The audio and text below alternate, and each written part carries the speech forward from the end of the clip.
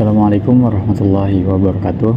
Perkenalkan, saya Ahmad Syarif dari Program Studi Teknologi Pendidikan Angkatan 2023 Universitas Lampung Mangkurat dengan nomor induk 231013021114. Video ini bertujuan dibuat untuk memenuhi tugas mata kuliah evaluasi program pada pertemuan pertama mengenai resumen artikel Goldie tahun 2006 yang berjudul EIMII Education Guide nomor 29 tentang Evaluating Educational Program, yang dimana artikel ini berfokus tentang pembahasan evaluasi program pendidikan. Fokus pertama adalah pengertian mengenai evaluasi program.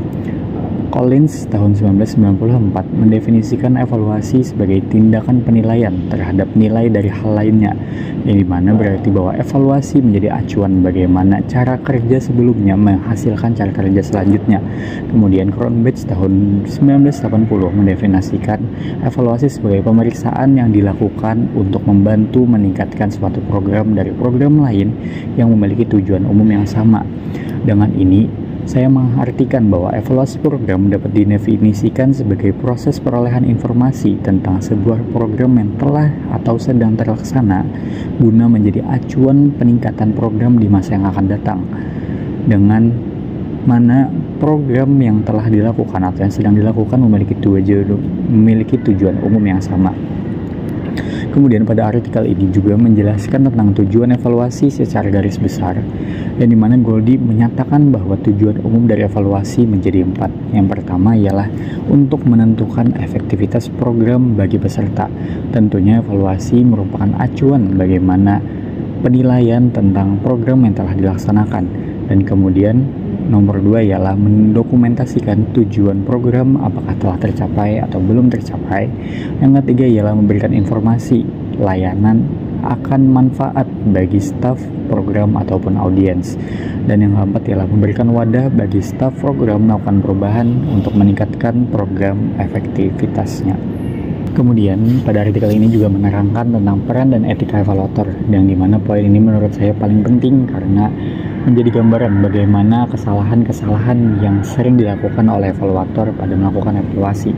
Menurut House tahun 1995, ada 5 sifat kesalahan yang sering dilakukan oleh evaluator. Yang pertama ialah klienisme, yang dimana kesalahan ini berfokus pada kesalahan berpikir seorang evaluator yang menyatakan bahwa melakukan apapun yang diminta klien adalah tindakan yang benar, padahal hal ini bisa menghasilkan sebuah data yang bias dan tidak benar.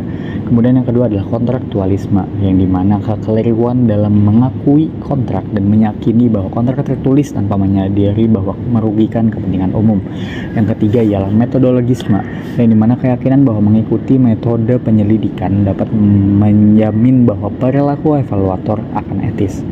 Dan yang keempat adalah relativisme, ini mana kekeliruan dalam menganggap opini yang dikumpulkan oleh evaluator dari berbagai partisipan harus diberi nilai ataupun bobot yang sama, yang dimana hal ini menjadi faktor bias paling penting dan paling besar. Dan kemudian yang terakhir adalah pluralisme atau elitisme, yang dimana membiarkan suara-suara yang memiliki pengaruh terhadap program ini diberikan prioritas yang lebih tinggi, sehingga menghasilkan suara-suara ataupun pilihan-pilihan evaluasi yang tidak benar. Kemudian Whitenden tahun 1997 juga menyarankan beberapa standar etika evaluator.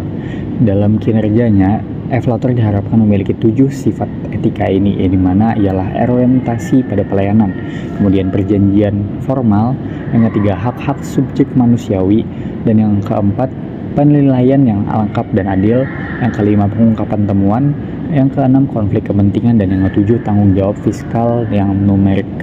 Selanjutnya, perencanaan evaluasi yang dijelaskan oleh Steck tahun 1976, yang dimana beliau mengemukakan 8 dimensi utama dalam metode evaluasi yang kita kenal dan kita gunakan hingga sekarang. Yang pertama adalah evaluasi formatif sumatif, yang kedua adalah formal dan informal, yang ketiga studi kasus khusus dan general, yang keempat ada produk dan proses, yang kelima deskriptif dan penilaian, yang keenam adalah responsif dan prakoordinat, yang ketujuh adalah holistik dan analitik, dan yang ke-8 adalah internal dan eksternal. Dan ini diperkuat oleh Shadis dan kawan-kawan bahwa teori evaluasi dapat membantu memberitahu kita kapan, di mana, dan mengapa beberapa metode harus diterapkan dan mana yang tidak perlu diterapkan.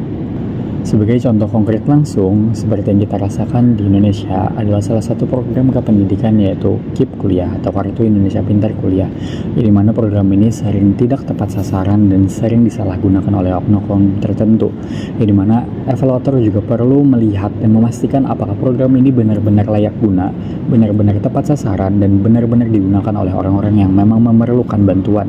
Jika ditemukan bahwa program ini tidak tepat sasaran, maka evaluator perlu melakukan evaluasi yang lebih tepat dan memberikan bantuan tepat sasaran kepada mahasiswa yang memerlukan.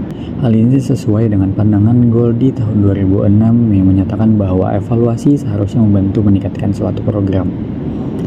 Mungkin itu saja yang bisa saya sampaikan. Sekian dan terima kasih. Wassalamualaikum warahmatullahi wabarakatuh.